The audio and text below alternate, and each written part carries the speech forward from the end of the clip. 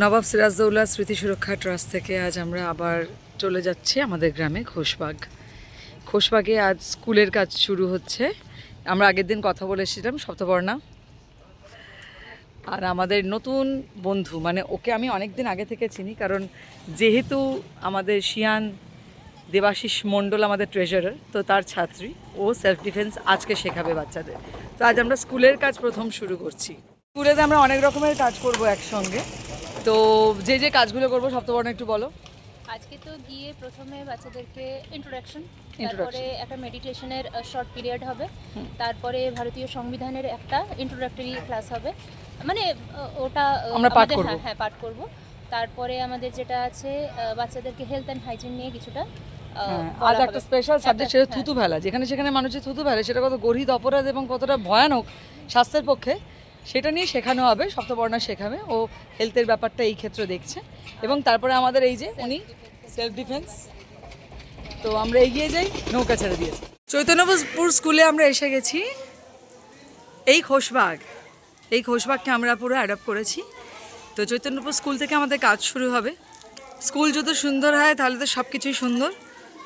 আমাদের টিম এসে গেছে, আমরা স্কুলের দোতলায় চলে যাব। ওই যে যেখানে পায়রাগুলো বসে আছে ওইখানে গিয়ে আজ আমাদের ক্লাস শুরু হবে। আর ওদিকে রান্নাবান্না চলছে যেমন স্কুলে চলে। আমরা ওপরে চলে যাচ্ছি। এই যে ক্লাসের মধ্যে আমরা ঢুকে পড়েছি, এই যে প্রত্যেকে বসে রয়েছে আর আমাদের সবাই এসে গেছেন। আমরা শুরু করব ক্লাস। আচ্ছা হলো। আচ্ছা, এটা হচ্ছে আদিনা দিদি। আমরা সবাই কে তোমাদের? ওটা কারা? সবাই সবাই দিদি, সবাই দিদি, ঠিক আছে? তাহলে কেউ ম্যাম কেউ স্যার নই, আমরা দিদি, ঠিক আছে? আমার কথা আলাদা। এটা হচ্ছে আদিনা দিদি, ওটা হচ্ছে সপ্তপর্ণা দিদি। ওইটা কিন্তু প্রণব স্যার, ওইটা কিন্তু প্রণব স্যার। উনি কিন্তু স্যার আসেন এদিকে, পড়াতে এসেছে। ভিডিওটা উঠবে তাহলে। উনি কিন্তু কলেজ থেকে পড়াতে এসেছে, ওটা কিন্তু প্রণব স্যার। আর তারপরে আরো দেখো দুজন দিদি এসছে, ওরাও কিন্তু ওই কলেজ থেকে এসেছে তোমাদের কাছে।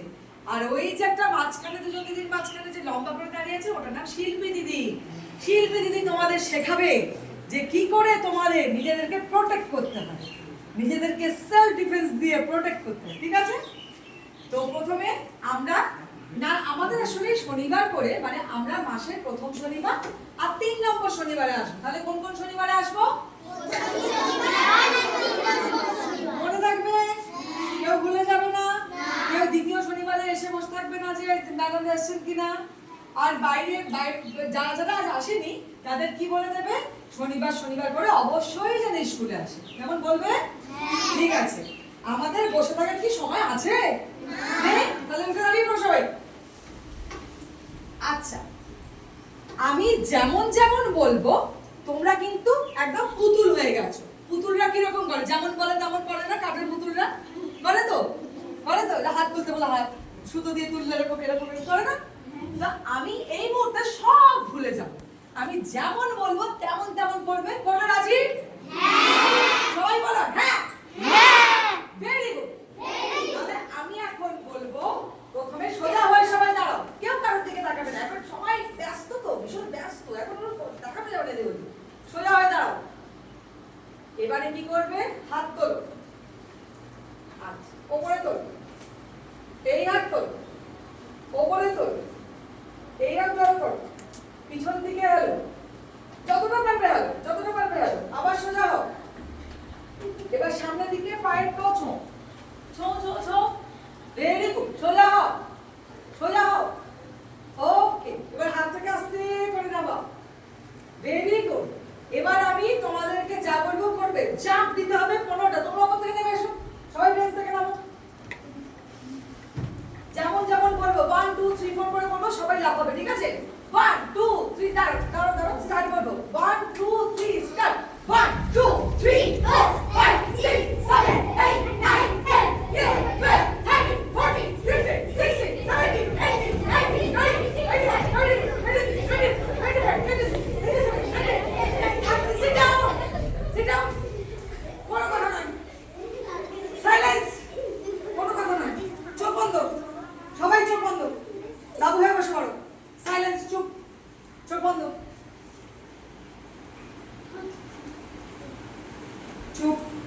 শান্ত,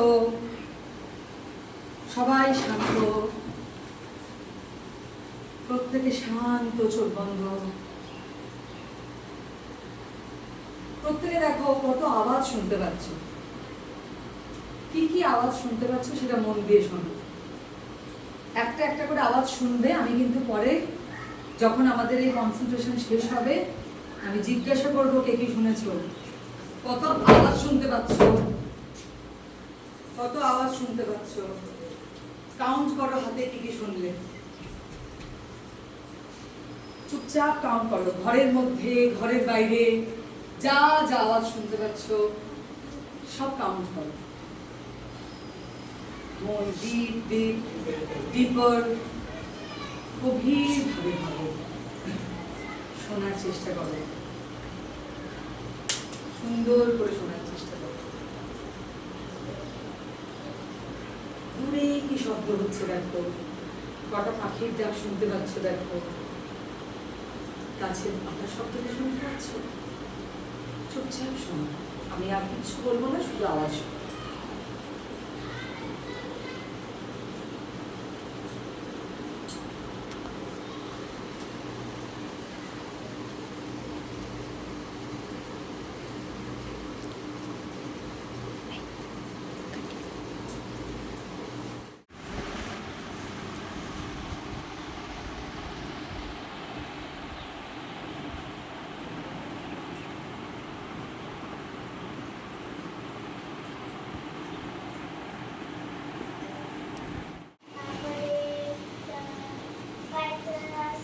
পায়ের তোড়ার আওয়াজ শুনতে পেয়েছো, ফ্যানের আওয়াজ শুনতে পেয়েছো, আর কি পেয়েছো?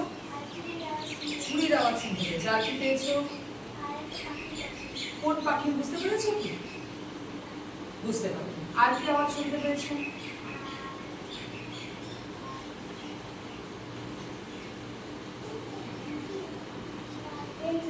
বেঞ্চের আওয়াজ শুনতে পেয়েছো। মোটামুটি 4টে আওয়াজ হচ্ছে। এবার দেখো এই যে 4টে আওয়াজ শুনতে পেয়েছে, এবার যখন আমরা পরের দিন আবার এটা করবো তখন শুনতে হবে কোন পাখি যেন ডাকলো, পাখিটা কি, পাখিটা কি এটা বুঝতে হবে। বুঝতে পেরেছো? আওয়াজটা কোন দিক থেকে আসছে বুঝতে হবে। হ্যাঁ, কেউ কি কথা বললো? যে কথা বললো সে ছেলে না মেয়ে? তার বয়স কত হতে পারে, বড় নাকি ছোট? কার দেশ বলা? এই যে মুর্শিদাবাদ, না ভারতবর্ষ তো আলাদা। এই যে বলে না যে আমাদের মুর্শিদাবাদ কিসের দেশ? নবাবের দেশ বলে। তাহলে বলো কোন নবাবের নামে মুর্শিদাবাদ নাম রাখা হয়েছে বলো তো? এটা তো ঠিক আছে, কিন্তু বাকিটা বলো। মুর্শিদাবাদ নামটা আমাদের এখানে রয়েছে নবাব, ঠিক আছে, কিন্তু মুর্শিদাবাদ নামকরণটা কার জন্য? আচ্ছা, সিরাজের নামের মধ্যে মুর্শিদ কথাটা আছে? তাহলে যে আমার সবাই বলবে যে আমাকে বলবে দিদি তোমার বাচ্চাগুলো কি বোকা, দেখো সিরাজউদ্দৌলা নামের মধ্যে মুর্শিদ নামটাই না, ওরা বলছে সিরাজউদ্দৌলা নামে মুর্শিদাবাদ। মনে থাকবে পরের দিন কিন্তু প্রশ্ন জিজ্ঞাসা করবো যে মুর্শিদ। আচ্ছা ঠিক আছে, আমি কিন্তু একদম মারপিটে ঢুকে যাবো আর ডাবল মারপিট চালু হয়ে যাবে, তখন কিন্তু মুশকিল। তো মুর্শিদ কুলি খান তাহলে মুর্শিদাবাদের প্রথম নবাব হলো, সবার মাথায় ঢুকেছে। আরেকবার নামটা জোরে বলো। আচ্ছা, তা মুর্শিদ কুলি খানের সমাধি কোথায় আছে মুর্শিদাবাদে? বাবা ওটা আমাদের ব্যাপার, ওটা পরে যাচ্ছি। মুর্শিদ কুলি খানের সমাধি রয়েছে কাটরা মসজিদে, বলো কোথায় আছে? তাহলে মুর্শিদাবাদের কোথায় মুর্শিদ কুলি খান আছেন সমাধি? কাটরা মসজিদ। কেউ গেছো? গেছো? তাহলে কোথায় আছে মুর্শিদ কুলি খান? কাটরা মসজিদ কে তৈরি করেছিলেন? বলবি এরা বলবে সবাই আমার নিয়মে চলবো, নাসরিন দিদি সবারটা বাদ দিয়ে দেবে, বলবো আমি আমার নিয়মে চলবো, যিশু বলবে তুই চুপ কর আমি আমার নিয়মে চলবো, তাহলে সবাই মুশকিলে পড়ে যাবো। কি করবো তখন? আর এর তো গায়ে জোর আছে, এ তো সবাইকে হাঁটিয়ে দিয়ে বলবে আমার নিয়মই শেষ কথা, তখন কি করবো? তার জন্য ভারতবর্ষে কি রচনা হয়েছে? সংবিধান। সংবিধান সংবিধান সংবিধান বলে একটা জিনিস আছে, তার মধ্যে কি লেখা আছে? আমাদের অধিকারগুলো লেখা আছে, মানে আমরা কি করতে পারি না করতে পারি, ঠিক আছে? তো সেই অধিকারগুলো আমরা একটু পাঠ করে নিই, একটু পড়ে নিই সবাই মিলে, তারপরে আমি পরে তোমাদেরকে সব ওইগুলো দিয়ে দেবো, তোমরা বাড়িতে নিয়ে গিয়ে পড়বে, আবার রোজ এসে আমরা পাঠ করবো, ঠিক আছে? তাহলে সবাই গর্বের সঙ্গে ঘোষণা করি আমাদের দেশ ভারতবর্ষ একটি স্বাধীন সমাজতান্ত্রিক ধর্মনিরপেক্ষ গণতান্ত্রিক প্রজাতন্ত্র। আমাদের ভারতবর্ষে আছে ন্যায় সমাজে, অর্থনীতিতে ও রাজনীতিতে সবার সমান সুযোগ এবং সঠিক বিচার, স্বাধীনতা, ভাবনা, কথা বলা, বিশ্বাস, ধর্ম ও জীবনযাপনে পূর্ণ স্বাধীনতা। আমরা যা ভাবতে চাই, বলতে চাই বা যেভাবে জীবন কাটাতে চাই তা করতে পারি, যতক্ষণ না তা অন্যের ক্ষতি করে। সমতা, আইনের চোখে সবার সমান মর্যাদা। ধনী দরিদ্র, নারী পুরুষ সব ধর্ম ও সম্প্রদায়ের জন্য জন্ম, ধর্ম, লিঙ্গ বা জাতি দেখে কাউকে ছোট বা বড় ভাবা যাবে না। ভ্রাতৃত্ব, একে অপরের প্রতি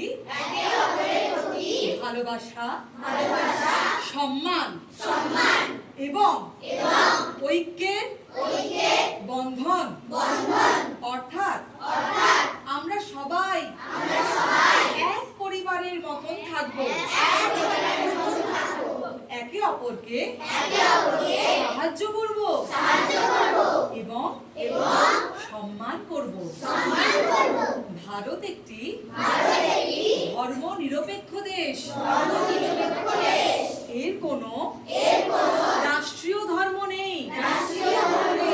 সরকার কোনো ধর্মকে উৎসাহিত করে না বা বাধা দেয় না। প্রত্যেকের ধর্ম পালনের স্বাধীনতা রয়েছে। সবাই সমান মর্যাদায় বসবাস করে। আমরা আমাদের সংবিধান মানি, রক্ষা করি, সম্মান করি এবং পালন করি। বন্দে মাতরম, বন্দে মাতরম, বন্দে মাতরম। জয় হিন্দ, জয় হিন্দ, জয় হিন্দ। একটু জানি, এটা তোমরা সবাই জানো, মানে এটা আমার আলাদা করে বলার কিছুই নেই। সেটা হচ্ছে স্বাস্থ্য সচেতনতা, তাই তো? কি জানো বলো? আমরা নিজেদেরকে কিভাবে সুস্থ স্বাভাবিক রাখবো, কিভাবে নিজেদেরকে পরিষ্কার পরিচ্ছন্ন রাখবো, কিভাবে শরীর সুস্থ রাখতে গেলে প্রথমেই কি করতে হয়? খাওয়ার আগে, খাওয়ার পরে বা হাত ধুতে হয়। এরকম কি কি জিনিস জানো বলো তো? শরীর সুস্থ রাখতে গেলে কি কি জিনিস করতে হয়? হাত ধুতে হয়, হ্যাঁ, ঘুমাতে হয়, গুড, ঘুমাতে হয়। আর ঘুমটা কিন্তু ভীষণ, ও কিন্তু একদম ঠিক কথা বলেছে। আমাদের দিনে ঠিকঠাক ঘুমানো ভীষণ জরুরি শরীর সুস্থ রাখতে গেলে। আর কি বলো? পরিষ্কার পরিচ্ছন্ন থাকতে গেলে কি কি করতে হয়? সাবান মেখে রোজ চান করতে হয়, রোজ চান করতে হয়। তারপর সাবান মেখে, আচ্ছা ধরো আগে সাবান থাকলো না বাড়িতে, সাবান থাকলো না, তুমি চানটা করবে না? চান করতে হবে, সাবান থাকুক না থাকুক চানটা করতে হবে। সাবান মেখে চান করতে হবে, ধুলোবালিগুলো যাতে পরিষ্কার করে নিতে পারি। আর কি করতে হবে? হ্যাঁ, ওই গা ধুতে চান করতে একই, মাথায় জল ঢালা, গায়ে জল ঢালা সব একই। তারপর কি করতে হবে? ভালো পোশাক পরতে হবে। ভালো পোশাক যদি না থাকে আমার পরিষ্কার পোশাক পরতে হবে। ঠিক আছে, আমি ছেঁড়া পোশাক পরি কোনো অসুবিধা নেই, আমাকে পরিষ্কার পরিচ্ছন্ন পোশাক পরতে হবে। আর কি নখ কাটতে হবে, রেগুলার চুল আঁচড়াতে হবে, এরকম আর কি কি জানো? তোর আমি সব বলে দিচ্ছি, তোরা কিছুই জানিস না। এত সুন্দর হয়ে এসেছিস পরিষ্কার পরিচ্ছন্ন হয়ে, কে করে দিয়েছে? মা। তোমরা দেখো না মা করে দিচ্ছে, কিন্তু তোমরা দেখো না কে করে দিচ্ছে না করে দিচ্ছে, কি করছে? পরিষ্কার পরিষ্কার করে। আরো অনেক কিছু বলবো। আজকে যেটা মেন বলবো আমি সেটা হচ্ছে, তোমরা রাস্তায় ঘাটে যেতে যেতে অনেকেই দেখো, কার মধ্যে অভ্যেস আছে কিছু একটা গন্ধ নাকে এলো, থু করে থুতু ফেলে দিলাম। কিছু একটা দেখলাম রাস্তার মাঝে, রাস্তার পাশে পচে আছে পড়ে আছে, থু করে থুতু ফেলে দিলাম। মুখে থুতু আসে, কিছু গন্ধ হলো, কিছু ভালো জিনিসের সুন্দর গন্ধে যেমন মুখে থুতু চলে আসে, খাবার জন্য বা ভেতরে ইয়ে হয় মানে লোভ আসে একটা, তেমনি খুব বাজে গন্ধ, পচা গন্ধ, খারাপ জিনিস দেখলে মুখে থুতু চলে আসে। তো কারা কারা রাস্তায় যেতে যেতে থুতু ফেলো? না, এটা স্বাভাবিক নিয়ম, তোমরা হাত তুলতে পারো একদম। না না, বকার তো কিছু নেই, থুতু ফেলাটাই তো স্বাভাবিক। হ্যাঁ, থুতু ফেলাটাই স্বাভাবিক জিনিস। মুখের মধ্যে থুতু এলে থুতুটাকে গিলে ফেলবো আমরা? একদম না, একদম গিলবো না, তাই না? থুতু আমাদের ফেলতেই হবে। সবাই ফেলো, সবাই রাস্তায় ফেলো থুতু, জোরে বলো তো ফেলো সবাই। একদম। কিন্তু আমরা রাস্তায় থুতু ফেলবো না। হ্যাঁ, আমরা রাস্তা এক সাইডেও ফেলবো না, যেখানে সেখানে মুখে কফ উঠে এলো কফ ফেলে দেবো না। আমরা রাস্তায় যেতে যেতে থুতু ফেলবো না। আমাদের মুখে থুতু আসতেই পারে, কিন্তু এমন কোনো জায়গা দেখবো যেখানে মানুষের পা না পড়ে, যেখানে হঠাৎ করে কেউ মানে কোনো কিছু সবসময় যাতায়াত না হচ্ছে, সেই জায়গাগুলো দেখে থুতু ফেলবো। তোমরা কি জানো কিছু কিছু আমাদের রাজ্যে কিছু কিছু মানে আমাদের দেশে কিছু কিছু জায়গা আছে যেখানে যেখানে সেখানে থুতু ফেললে সেটা জরিমানা হয়ে যায়, মানে পয়সা দিতে হয়? জানো সেটা? এরকমও জায়গা আছে। আমাদের পশ্চিমবঙ্গে নেই সেটা, কিন্তু ভারতের বিভিন্ন কিছু কিছু জায়গা আছে যেখানে এরকম থুতু ফেললে তোমাকে জরিমানা দিতে হবে। ঠিক আছে? গুড, খুব ভালো নলেজ দিল্লিতে আছে। না, আমাদের দেশের আইন অনুযায়ী 200 টাকা ফাইন, হ্যাঁ, থুতু ফেললেই না, 200 টাকা, এবার লাগু নেই, কোথাও লাগু নেই, ব্যবহার এটাই হচ্ছে। বলছি, আমাদের এখানে লাগু নেই, অনেক জায়গায় লাগু করেছে সেটা। কারণ কি, মানুষ এই সচেতনতাটা মানুষের মধ্যে আসছে না। কেন থুতু ফেলতে নেই? যে এতগুলো কথা বললাম আমরা, কেন থুতু ফেলতে নেই বল? কি আছে থুতুর মধ্যে, এমন কি থাকে যার জন্য আমরা এই থুতুটা ফেলবো না? থাকে। করোনার সময় তোমরা দেখেছো? হ্যাঁ, করোনার সময়, করোনা তো তোমরা মানে তখন আরো ছোট ছিলে, কিন্তু মনের মধ্যে তো ভালো রকমের দাগ থেকে গেছে তোমাদের। করোনার সময় কি কি করতে হয়েছে না হয়েছে, এটা প্রথম জিনিসই ছিল। প্রথমে মাস্ক কথা বলা তুলনে ছড়ায়, আর হ্যাঁ মাস্ক করতে হতো একদম। আর হচ্ছে থুতু ফেলা। থুতু ফেলার মধ্যে বিভিন্ন আমাদের যে জার্মস আছে, জীবাণুগুলো আছে, ব্যাকটেরিয়া, ভাইরাস, এই সমস্ত যা যা জার্ম আছে, তোমরা যা যা নাম জানো, সবগুলো কিন্তু ছড়ায়, বাতাসে ছড়ায়। ঠিক আছে? তাতে কি হবে, আমার শরীরে ধরো কিছু একটা জীবাণু থাকলো, আমি থুতু ফেললাম, তুমি তার ওপর পা দিয়ে গেলে, পা মানে চটি পরে থাকলে চটির মধ্যে দিয়ে সেটা বাড়িতে চলে গেল, সেটা ভালো করে ধোয়া হলো না, তাহলে কি হবে? বাড়িতে গিয়ে আমি সুস্থভাবে আমি রাস্তার মধ্যে দিয়ে হেঁটে এলাম, তারপরে বাড়িতে এলাম, বাড়িতে এসে দেখলাম যে তারপরে থেকে আমারও শরীর খারাপ হতে শুরু করলো। কি না, রাস্তার মধ্যে এই যে যেখানে সেখানে থুতু ফেলা হচ্ছে, যেখানে সেখানে নোংরা মানে আমরা কফ ফেলে দিচ্ছি, এগুলো থেকে আমাদের শরীরেও জীবাণু ছড়িয়ে যাচ্ছে। প্রথম কথা যে আমাদের শরীর খারাপ হয়ে যাবে। দ্বিতীয় কথা কি, কি আর কেন ফেলবো না? নিজেরা ভেবে বলো। একটা তো জীবাণুর জন্য, আর একটা ভাইরাস তো জীবাণু হয়েই গেল রে বাবা, বল। দেখতে নোংরা লাগে না? রাস্তার মধ্যে যাচ্ছিস, থু করে থুতু ফেললো, তুই পেছনে আসছিস, কি হলো? গায়ের মধ্যে পড়ে গেল, কিংবা গায়ে কেমন গা ঘিনঘিন করে ওঠে না আমাদের? তাহলে আমার যদি গা ঘিনঘিন করে, কেউ থুতু ফেললে আমার যদি গা ঘিনঘিন করে, নিশ্চয়ই আমি থুতু ফেললে কারোর গা ঘিনঘিন করবে, কারোর ঘেন্না লাগবে, তাই না? তো আমরা যেখানে সেখানে থুতু ফেলবো না। থুতু ফেলবো, থুতু এলে মুখের মধ্যে এলে অবশ্যই করে ফেলবো, কিন্তু সেটা যেখানে সেখানে না, সেটা নির্দিষ্ট জায়গায়। সেই নির্দিষ্ট জায়গাটা কে আমাদের বলে দেবে? কে বলে দেবে?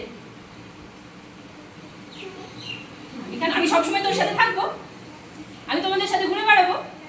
তাহলে তুমি নিজে, তোমাদের নিজেদেরকে খুঁজে নিতে হবে কোথায় থুতু ফেললে সেটা কেউ পাশাপাশি আসছে কিনা আমরা দেখে নেবো। মুখের মধ্যে থুতু এলো, কিন্তু সেটা 1 মিনিট আমরা রাখতেই পারি, কিছু সেকেন্ড আমরা মুখের মধ্যে রাখতেই পারি, নিজেরই তো থুতু রাখতেই পারি, তাই না? তারপরে কোথায় দেখবো আমরা, কোথাও জায়গা দেখবো, ধরো আমরা এই রাস্তার মধ্যে দিয়ে যাচ্ছি, এখানে যেতে যেতে দেখলাম যে থুতু এলো মুখে, একদম পাশে একটা জায়গা যেখানে না মানুষজন নামছে, না মানে অন্য কিছু যাচ্ছে, সেটার মধ্যে রেগুলার আমরা চলাফেরা করছি সেই জায়গায়, সেখানে ফেললাম। ঠিক আছে? বা দেখবে বিভিন্ন জায়গায় ডাস্টবিন থাকে, সেই ডাস্টবিনে দিয়ে ফেলবো। যেখানে ডাস্টবিন বলতে যেখানে তোমার সেই জায়গাগুলো পার্টিকুলার সেই জিনিসগুলো ফেলার পারমিশন দেওয়া আছে, সেই জায়গায় ফেলবো। তাহলে আমরা যেখানে সেখানে থুতু ফেলবো না, আমরা চেষ্টা করব গিলে নিতে, নিজের থুতু নিজে গিলে নিতে। যদি একান্তই না পারি, তাহলে যেখানে ফেললে আমাদের কোথাও রোগ জীবাণু ছড়াবে না, কারোর গায়ে লেগে যাবে না। এই যে রাস্তায় ঘাটে মানে হাঁটাচলা করতে করতে তো থুতু ফেলা হয়, অনেকেই দেখবে বাসে যাচ্ছে, ট্রেকারে যাচ্ছে, টোটোতে যাচ্ছে, সেখানেও একদম এলো হপ করে একটা থুতু ফেলে দিল, মানে কিচ্ছুই লাগে না। রাস্তায় ঘাটে যেতে যেতে থুতু ফেলবো না। দ্বিতীয়ত ফেলবো না। আর যদি একান্তই ফেলতে হয়, পাচ্ছি না, নিজেরই ঘেন্না লাগছে, মুখে থুতু চলে এসছে, নিজেরই ঘেন্না লাগছে, তখন কি করব? নির্দিষ্ট জায়গায়, সেই নির্দিষ্ট জায়গাটা কে ঠিক করবে? আমি নিজে ঠিক করব, আমি কোথায় থুতু ফেলবো। আর যদি কাউকে রাস্তায় থুতু ফেলতে দেখি, তখন কি করব? কেমন করে বারণ করব?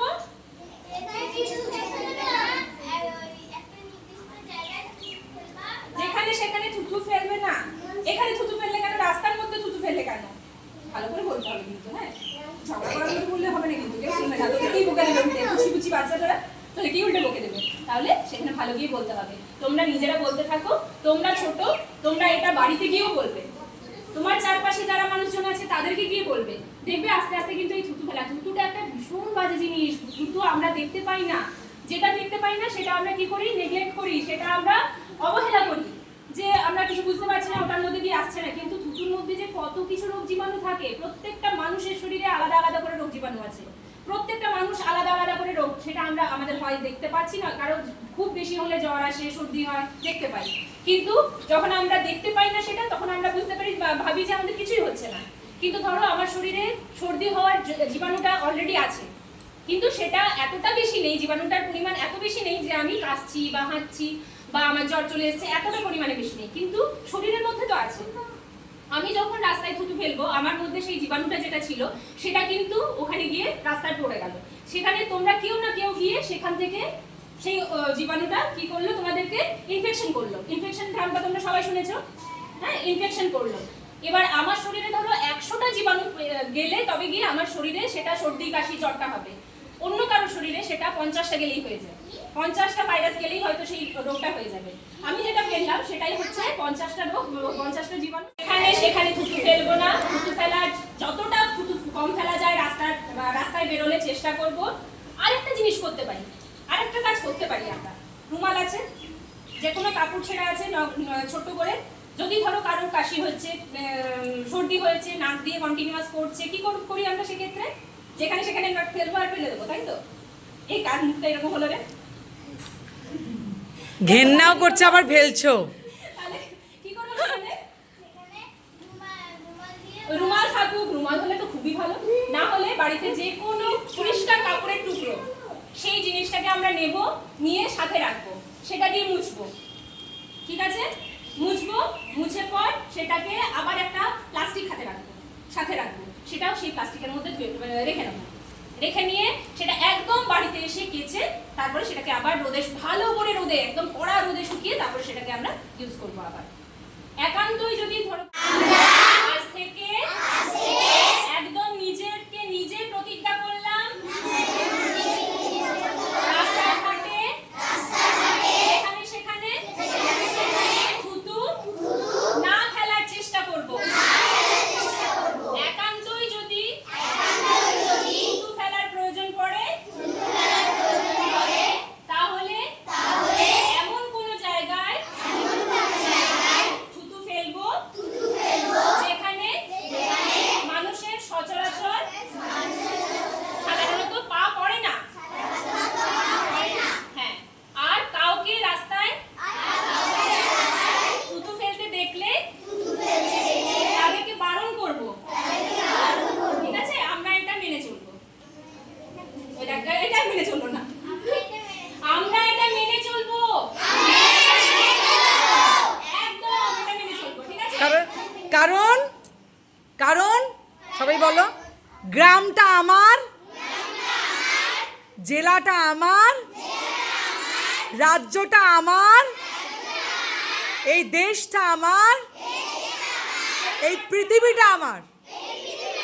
পরিষ্কার রাখা আমার দায়িত্ব, আমরা পরিষ্কার রাখবো।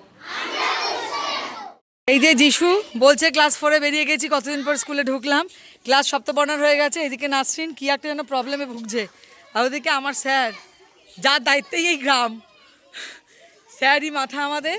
আর এই যে নিচে সেলফ ডিফেন্সের জন্য জড়ো হচ্ছে ছেলেমেয়েরা। স্যার ক্লাস ওপরে হয়ে গেল, স্যারেরা সব রেডি হচ্ছেন, সেলফ ডিফেন্স ক্লাস হবে। আমরা একটু নিচে চলে যাব।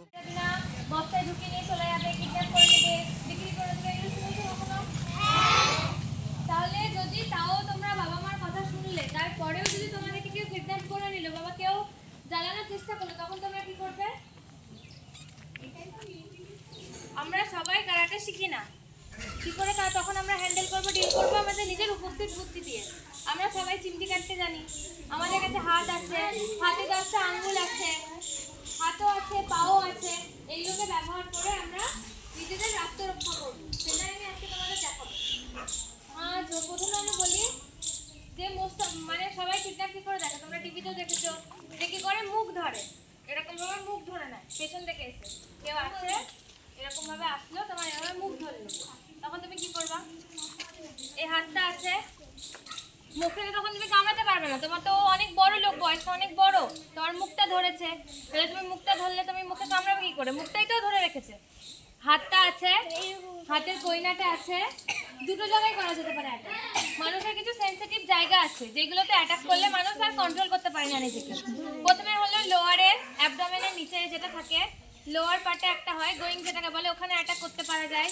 তুমি যদি হাইটে লম্বা হলে, তোমার হাইটে যদি কেউ হলো, এই যে মাথার এই দুটো জায়গা আছে, এই দুটো জায়গাতে যদি তুমি হিট করো, তাহলেও সে কিছুক্ষণের জন্য সেন্সলেস হবে। যদি তোমার গায়ে অনেকটাই পাওয়ার থাকে, সে মারাও যেতে পারে।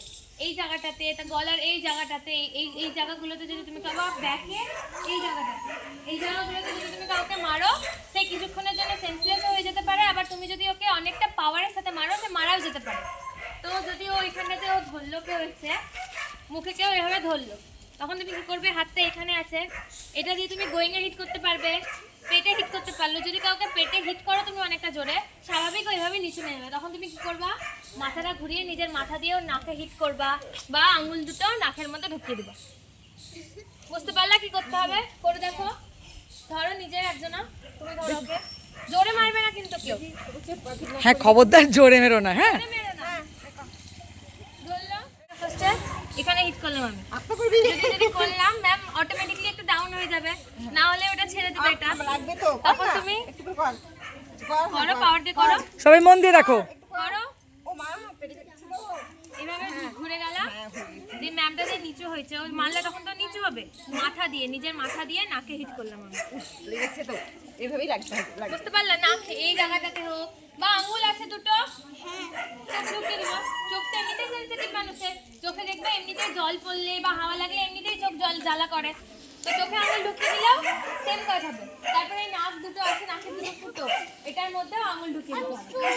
এই দুটো আঙুল নিয়ে এরকম ভাবে ঢুকিয়ে দেবে, তাহলে হবে। তারপরে হলো কেউ যদি তোমার কেউ যদি চুল ধরলো, তুমি এখানে বেঁধে আছো, তোমাকে চুল ধরলো, তখন তুমি কি করবা? তখন তুমি এই দিক দিয়ে ঘুরলাম, চুলটা ধরলাম, এই হাতটা এই জায়গাতে দিলাম। ওটা আমি বললাম যে এই জায়গাগুলো সেন্সিটিভ জায়গা, এখানে হিট করলাম, জোরে হিট করলাম, হিট করে হাঁটু আছে, হাঁটু দিয়ে আমি এখানে মারলাম পেটে। বুঝতে পারলা? মানে কেউ যদি তোমার চুল ধরলো, ফার্স্টে আমি তার অপোজিট ডিরেকশন, মানে বিপরীত দিকে ঘুরবো আমি। যদি কেউ ধরে, আপনি ধরুন আমার চুলটা, এই যে পেছন থেকে চুল ধরেছে, আমি এরকম ভাবে ঘুরলাম, এটা মারলাম, ছাড়লাম, দিয়ে এই হাতটা কি বললাম, ঘাড়ে হিট। যদি এখানে হিট করলাম আমি, এখানে রাখবে, তারপরে এই হাঁটু দিয়ে আমি ম্যামকে পেটে মারলাম, বা এটা ধরে মুখটা এনে এখানে মারলাম। ইজি না? চুলটা ধরো, আমি দাঁড়িয়েছি ওখানে। ঘুরলাম, ওই দিক দিয়ে না, এই হাতটা এইদিকে হিট না, আগে মাথা ধরবো, মাথা দিয়েও এই যে এই কান দুটো আছে, এই হাত দুটো এখানে হিট করলাম, মাথাটা নিচু করলাম, হাঁটু দিয়ে মুখে মারবো। হলো? জোরে মারতে হবে। করে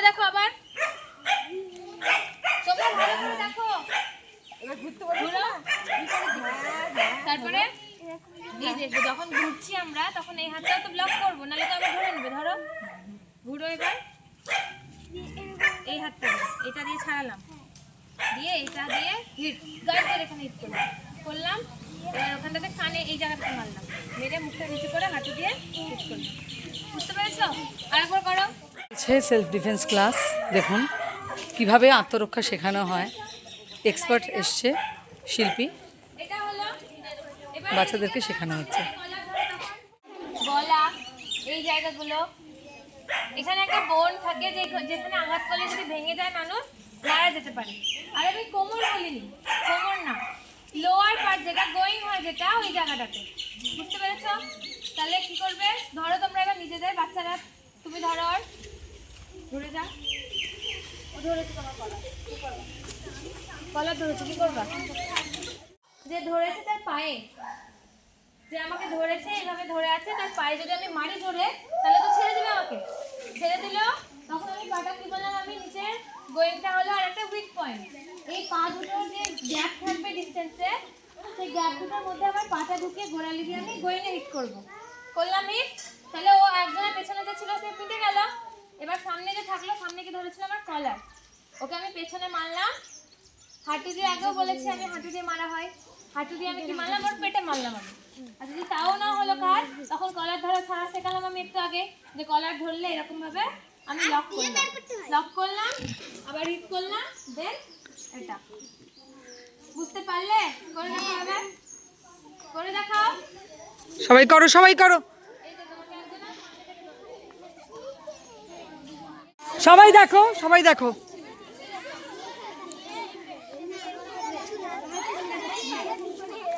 তারপর আর এটাকে করবো, এই জায়গাটা মারলাম, মেরে যদি আমি টানলাম, টেনে আমি মুখে হিট করলাম। পাটা উঠাতে হবে, পুরো এই পাটাকে উঠাতে হবে গায়ে জোর দিয়ে, নাহলে লাগবে না তো। ও তো আমার শত্রু, আমার তো বন্ধু না, ওকে আমি জোরে মারবো। আজ আমাদের স্কুলের যা কাজ ছিল সেগুলো আমরা সব শেষ করেছি। এবার সেকেন্ড হাফে আমাদের অন্য কাজ রয়েছে। এই ভিডিওটা এখানে এন্ড করছি। ভালো থাকবেন, সঙ্গে থাকুক নবাব সিরাজদৌল্লা স্মৃতি সুরক্ষা ট্রাস্টের সঙ্গে।